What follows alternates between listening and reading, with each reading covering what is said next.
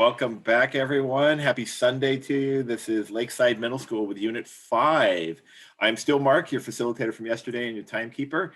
If you're good with it, we'll stick with what we did yesterday with the turning your virtual background green for a 1-minute warning and a yellow background for your final when your 4 minutes and your 8 minutes are up. And other than that, I'm going to step back, turn it over to the judges. Good morning, everybody. Good to see you again today. My name is Candida Steele still today, and I'm from the state of Maryland and happy to see you again. Lindsay? Good morning. I am Lindsay Draper. I'm currently Vice President for Diversity, Equity, and Inclusion of the Institute for Wellbeing in Law. Rebecca? Congratulations to you all again for being here, and to your teacher. I'm still Rebecca Tinder, a retired attorney from Charleston, West Virginia, and the West Virginia We the People coordinator. Great. And could you introduce yourselves to us, please? Good morning, judges. We are Team Washington, and we are representing Mr. Bannister's 7th period class. My name is Elise Fuller, and did you know that George Washington was considered a skilled horseman? My name's Aaliyah Martin, representing Team Washington. And did you know that George Washington liked to party? Ariana Carver, representing Team Washington. And did you know George Washington's first love was actually his best friend's wife? And I think, Oriana, we're going to need you to either come closer to the microphone or speak up a little louder. Okay. Use your outdoor voice. Exactly. Great. Thank you. And I'll go ahead and read the question now. As you can imagine, we're doing question 2. Political and social movements in American history have been successful because of the right of assembly. President Abraham Lincoln wrote in a letter that, quote, the right of peaceable assembly, unquote, is part of the, quote, constitutional substitute for revolution. Do you agree or disagree with President Lincoln? Why? What is the history of freedom of assembly in America? What historical or contemporary evidence is there, if any, that political and social movements have led to significant changes in laws or policies? What limits, if any, should be placed on the right to freedom of assembly? You may begin. President Lincoln preserved the Union and ended slavery. Yet his statement regarding the right to peaceably assemble has many viewpoints.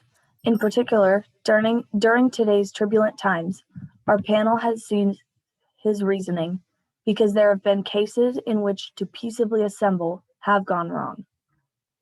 The 1969 Detroit Riots occurred over racial tension lasting 5 days. They resulted in the deaths of 33 African Americans and 10 whites. Many were injured and 7,000 were arrested. This riot was a result of a police raid at an illegal drinking club. The police actions led to protests throughout the city. Over 1,000 buildings had been burned and destroyed. This was an example of abused peaceful assembly because nothing about the event was peaceful. It was chaotic and destructive. In 1992, 4 Los Angeles policemen, 3 of them white, were accused of the savage beating of Rodney King, an African-American man. After the trial, residents set fires, looted, and destroyed liquor stores, grocery stores, retail shops, and fast food restaurants. Light-skinned motorists, both white and Latino, were targeted. Some were pulled out of their vehicles and beaten. People use and say that they are going to peacefully assemble. Then when they do, places are burned and people are hurt and even killed. In the past year, people gathered for the Black Lives Matter cause to peacefully protest the death of George Floyd. An estimated 19 people were killed during these protests, as well as houses and stores being looted, burned, and destroyed. Freedom of assembly has been used in American history by people for social change. To peaceably assemble may be the innate, but often leads to burning, destroying, and killing. The riots of January 6th will go down as the first time the Capitol was stormed in protest in an attempt to disrupt the official counting of the electoral votes from the 2020 presidential election. Not even during the Civil War was the Capitol taken over. On January 6th, for the first time, a Confederate flag waved through the hallowed halls of our seated democracy. During the Civil War, Lincoln used the executive order to suspend the writ of habeas corpus. Habeas corpus translates from Latin to mean you shall have the body. This refers to a court order that is issued to determine whether a person who has been arrested is warranted or not. It is the government's guaranteed seal of approval to prevent the imprisonment of individuals without just cause. To prevent Maryland from falling into the hands of the Confederacy, Lincoln suspended the writ. People were arrested and thrown in jail if they were suspected of being in alliance with the Confederacy. Lincoln was criticized for his action and became even more unpopular. However, he had the right under Article 1, Section 9, Clause 2 of the Constitution, where it states, "The privilege of the writ of habeas corpus shall not be suspended, unless in cases of rebellion or invasion of the public safety may require it." Lincoln's action was not the only time that this has occurred. The writ was also suspended during World War II, in particular by the governor of Hawaii after the attack on Pearl Harbor. Martin Luther King Jr.'s goal was to protest in peace. One of his famous quotes states, "Violence as a way of achieving racial justice is both impractical and immoral." By this, he means that to achieve the goal of racial justice amongst his kind and others is not by a riot or by force, but is by peacefully assembling in order to change one's mind. The First Amendment is the bedrock of our rights and freedoms.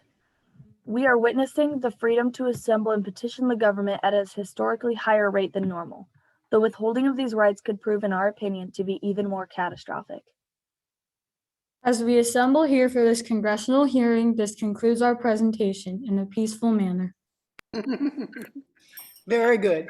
So if you could, you've given us some great examples of where peaceful protest has become unpeaceful and caused problems. Could you give us some examples where peaceful protest has actually accomplished the protesters' intent? I think that at the beginning of the Black Lives Matter protests, there were very peaceful protests happening, and there were a lot of media coverage on how it was changing things. Up until it turned into riots, people didn't really pay attention to the protests because it wasn't newsworthy, but they accomplished amazing things as far as the trial of George Floyd goes and the arrest of the policeman that tried to kill him, and he went to jail. I think that the protest did help in succeeding that. Can you identify any movements in our country's history that were driven by peaceful protests, where there were changes as a result of peaceful protests? So Martin Luther King has been known as someone who his way of achieving racial justice was entirely through peaceful assembly.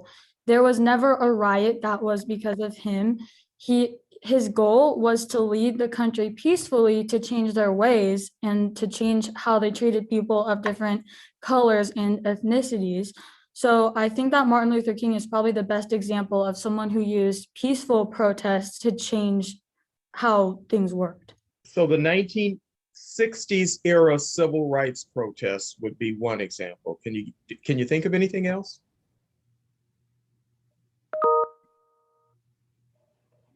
Okay, thank you. You mentioned in your prepared remarks about the suspension of the writ of habeas corpus. Can you connect for me the suspension of the writ of habeas corpus with our right of assembly? How is that connected? I think that, so the meaning of habeas corpus is that you shall have the body, meaning you deserve to know why there was action taken to what you did, kind of. So I think it connected to that because Lincoln didn't want the people who were assembling and causing conflict. I think he wanted to change how they were being dealt with. Sorry, that was a little hard to explain my thinking. So you mentioned Rodney King issues as well in the Detroit riots because of police actions causing abuse of peaceful assembly. Do you have any other examples where the police overstepped their bounds and that may have been dealt with differently?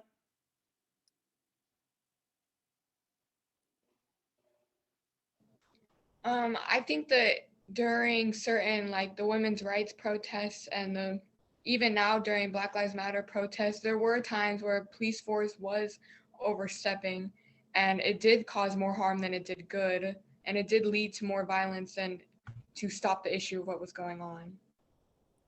So how would you deal with those issues? What do you think should be done to improve those issues? I think there should be better training taken into effect, and they should have more training on how to deal with bigger crowds and bigger protests when they turn violent, and to make sure that they are dealing with them in a better circumstance than actively using violence.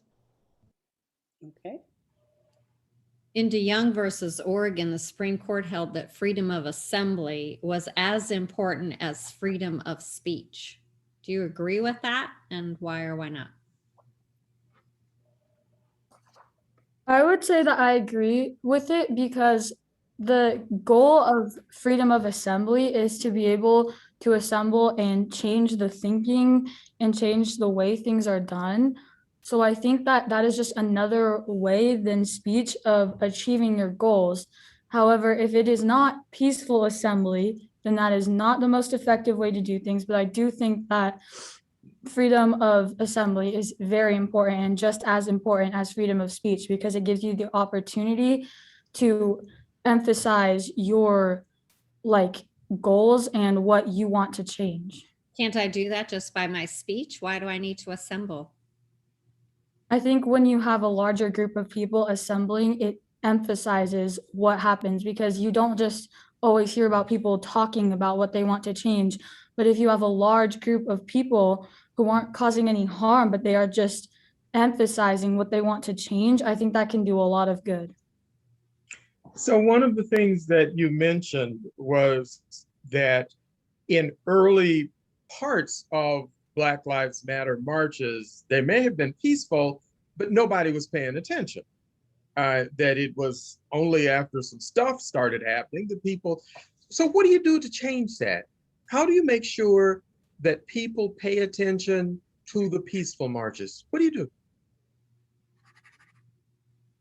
I think that people should stop using the news as a source of only big things, and that you should have more news coverage on peaceful protests, and you should have more of an emphasis on how important they are and how it might not mean that a bunch of crazy things are happening, but it's an important thing that is happening, and more people should pay attention to that instead of what some crazy riot is going on, because that small percentage of riot overshadowed the whole entire peaceful protest.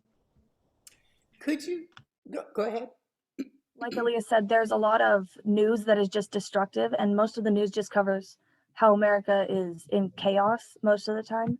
But the news can actually cover a lot of better things, like, for instance, Black Lives Matter, the protests that were successful, which weren't covered at all. Or like if someone raised a lot of money for something and successfully did it, we rarely see those anymore. We just see the destroying and looting of property. Okay. All right, thank you. One of the things that you've not brought up, maybe you might have an opinion about, would be the Vietnam protests in the 1960s. Do you have any feeling about that, 60s and 70s? Do you think they were successful or unsuccessful? I think we would have to look into that information more. Okay. Are there limits on assembly that you think are justified, and why? Because people say a lot of stuff that is offensive, which is definitely not okay, but people also threaten people with some intense language and for religion, race, all sorts of different things. And people shouldn't be able to threaten and murder without being told. You cannot yell at someone that you're going to shoot you because you're white, and that's not okay. Okay, thank you, thank you. Nice job. Thank you. That was a very interesting presentation, and you approached it from the side of protests that actually failed or developed into violence, and that was an interesting approach. There have been plenty that didn't work, haven't there? And thankfully, over time, we've recovered from them, but sometimes it takes a long time. I remember the riots after the death of Martin Luther King. There was lots of people had a lot of opinions that they wanted to express, but there was also a lot of damage and a lot of pain that's still felt today, certainly in DC, for example. So that was a very interesting approach you took. It would have been helpful, though, to show the other side of the coin at the same time with some of the successful protests and assemblies, such as the suffragist movement and things like that, that you're about to enjoy a result of being able to vote in not so soon, in 3 or 4 years, I guess. But you did a great job. I hope you had fun doing this, having this experience and preparing your answers to these questions, because we've certainly enjoyed talking with you. And thank you. You did a very nice job. Rebecca? Wow, what a long history of movements that you covered for us in your 4-minute prepared statement, and brought us all the way up to January 6th, things that have happened in your lifetime. So you were able to review historically as well as current events, which I think is always very important. And you made reference to Article 1, Section 9, when you were talking about your habeas portion of your comments, which is always good to get those underpinnings in there so that we know that you're making a connection with our Constitution. Enjoyed also our Q&A portion for the 8 minutes, where we were able to talk more fully about the issues, and your suggestion for training of police officers. I thought that was a good suggestion to kind of move away from the militant stance sometimes that we see police officers take during assemblies, and more towards figuring out ways to manage rather than control crowds. And I thought that was something that you were emphasizing in your comments, and I appreciated that. And I want to hear how you're going to get the media to cover all these positive movements. I'm interested in seeing that, but maybe you'll start a social media movement, and then the media sources will have to pick up on it. So I thought that was also a good suggestion too. And I look forward to many years to come of hearing what great things that you all will be doing. Congratulations. You know, as I was listening to your presentation, one of the things that kept going through my mind was the difference in perspective where somebody quite long in the tooth would have from somebody who is as young as you are. I am the son of someone, for instance, who drove people to work during the Montgomery bus boycott. So I have the view of the civil rights movement and the kinds of things that people were doing that really didn't start with the riots. And so as I listened to you approach from there was a riot that took place, or after Rodney King was beaten, there was a riot, I was having this reaction that said, well, it's what part of assembly we opt to acknowledge, you know, because we can go through about, I don't know, 6 years of peaceful activity and then decide to concentrate on something that happened at the end of the decade. And yet I have to look at it, you're looking at it a half century later. I just happened to live through it. And so it was a fascinating part of how I heard you and went through what you talked about. I was glad, I was so happy you mentioned the women's movement right at the end, because I was really worried that that part of a movement didn't come up in your presentation. I got really troubled by that. So I was really glad it did come up, because the women's movement, the Vietnam War, the civil rights movement, the March for Our Lives in your lifetime were all examples of social movements where there were assembly, there were protests. I did enjoy the perspective that you brought, and I've quoted a couple of times the old piece that was told to me, because I used to be one of the people who would fuss about the negative press all the time, that, you know, why do you look at the ugly stuff? Why don't you talk about the good stuff? And I'll never forget being told by a reporter, it's not news if an airplane lands safely, and how nobody really wants to know that it worked. It's when something ugly happens that people want to respond. So, and I gave you a big old speech just then. I enjoyed listening to you, and good luck to you. Thanks, team. Thank you, Mr. Bannister, for your hard work.